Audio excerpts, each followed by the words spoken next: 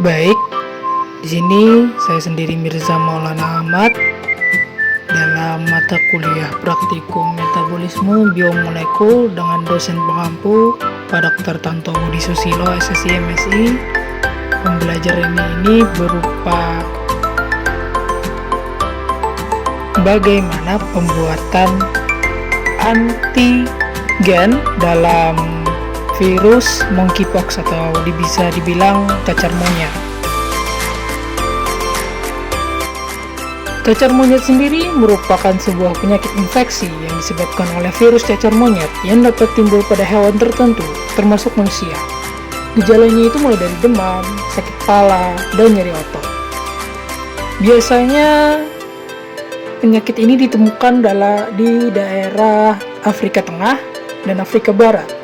Penyakit ini umum mirip seperti dengan cacar biasa atau disebut cacar air. Penularan ini berawal dari hewan ke manusia, yaitu melalui cakaran suatu hewan, monyet, tupai, dan sebagainya, atau gigitan hewan yang terinfeksi virus monkeypox ini, seperti monyet atau tupai yang saya sudah bilang. Hal lain pula, selain dari tercakar atau tergigit, terpapar cairan tubuh hewan pula, dan secara langsung melalui benda yang terkontaminasi pula dapat membuat seseorang tertular penyakit cacar monyet ini. Sebelum kita lanjut, alangkah lebih baiknya kita lebih mengenali tentang palindrom tersebut. Palindrom secara umum adalah sebuah kata, frasa, angka, maupun susunan lainnya yang dapat dibaca dengan sama baik dari depan maupun belakang. Istilahnya itu, walaupun dalam bentuk cermin, suatu kata itu akan terlihat sama. Tidak ada bedanya dengan sebelum dicerminkan. Nah, dari segi keilmuan, palindromik ini perumpamannya pada urutan palindromik atau biasa disebut dalam palindromic sequence, yang artinya adalah urutan yang terdiri dari asam nukleat dalam double helix DNA atau untaian RNA yang sama ketika dibaca dari urutan 5 aksen ke 3 aksen menjadi 3 aksen ke 5 aksen. Bisa dilihat dari contoh yang saya perlihatkan ini. Kita bisa lihat dari yang saya stabiloi ini kuning itu mirip sekali dengan yang di bawah ini yang saya stabiloi hijau. Jadi pembacaannya ini hampir sama. Baik, selanjutnya kita mengenali lebih lanjut mengenai tes 9 enzim yang berkaitan dengan palindrom ini, yang singkatannya itu dari Clustered Regularly Interspaced Short Palindromic Repeat atau disingkat dengan CRISPR-9. Tes 9 enzim ini merupakan protein penting yang menjadi karakteristik utama dan sistem ini yang paling banyak digunakan dalam hal penelitian. Fungsi utama Cas9 ini sebagai enzim yang memotong DNA target di sekuen yang posisinya dekat dengan situs. Bisa kita lihat gambar yang saya tampilkan ini merupakan prinsip kerja dari Cas9. Nah, pertama dari sgRNA atau bisa dibilang single guide RNA yang terdiri dari sekuen cRNA yang spesifik menyasar DNA target dan tracer RNA yang berinteraksi langsung dengan Cas9 protein. Nah, di tahap kedua ini terbentuknya ikatan kompleks antara single guide RNA tadi dengan protein Cas9 yang mengandung aktivitas DNA endonuklease. Bisa kita lihat, nah ini yang terinteraksinya. Nah, di tahap ketiga ini itu adalah merupakan ikatan kompleks yang terjadi dan menyebabkan DNA target terputus. Kita bisa lihat targetnya terputus. Nah, di gambar terakhir atau bisa dibilang tahap terakhir itu hasil situs yang terputus tersebut akan diperbaiki lewat jalur perbaikan DNA non-homologous end joining atau bisa dibilang NHEJ. proses ini bisa menyebabkan insersi atau penghapusan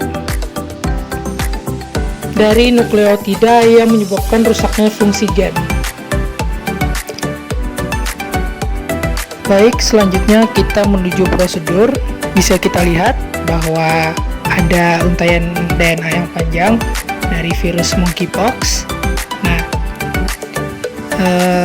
urutan ini bisa diambil melalui situs NCBI ini. Nah, bisa kita lihat ini yang saya ambil, monkeypox virus A-type. Ini terlihat panjang sekali ya kan. Nah, dari hasil yang kita temukan ini kita mengetahui adanya urutan palindrom nih, CA-CT, CA-CT ya. Nah, selanjutnya kita ubah DNA ini menjadi RNA. Bagaimana? Dengan cara merubah dari timin menjadi urasil. Seperti yang kita ketahui, DNA itu memiliki asam amino timin, sedangkan RNA memiliki urasil ya. Nah, ini hasilnya. Hasilnya tersebut kita copy.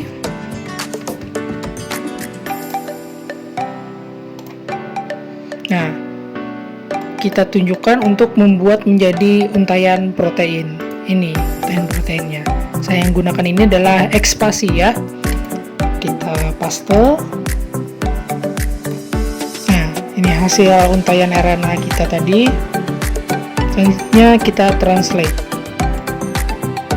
Kita tunggu sebentar.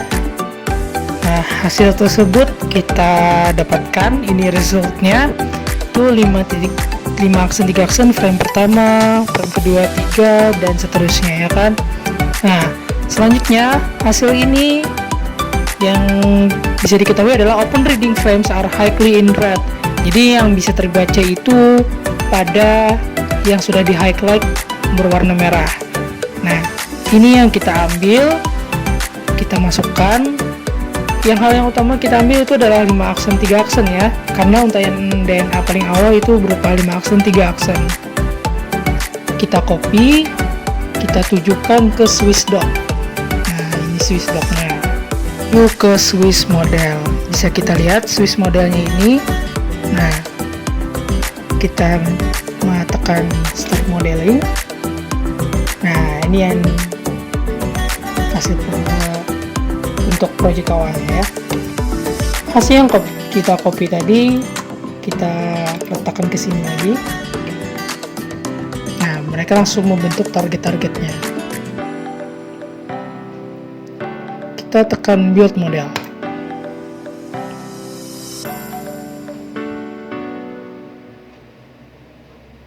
Kita tunggu sebentar. Nah, bisa kita lihat kawan-kawan, ini hasil dari sequence protein tadi. Kita bentuk modelingnya seperti ini ya.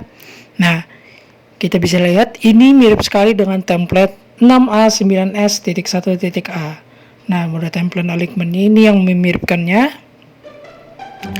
Dan sequence identity-nya itu kemiripannya 21,03%. Ini jauh pada mirip ya, karena nilainya 21% aja.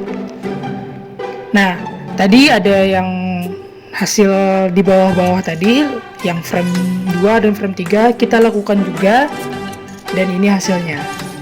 Nah, ini hasilnya sekuensi identity-nya 0 ya, jauh, tidak sama sekali ternyata. Dan ini yang terakhir itu adalah identity-nya 16,33%. Jadi yang paling dekat itu tadi yang 21% ya, bahwa yang bisa digunakan untuk antibody tadi pada virus itu yang hampir protein yang mirip itu adalah berupa yang model pertama dengan sequence identity 21,03%. Baik, mungkin itu saja dari saya. Terima kasih dan sampai jumpa.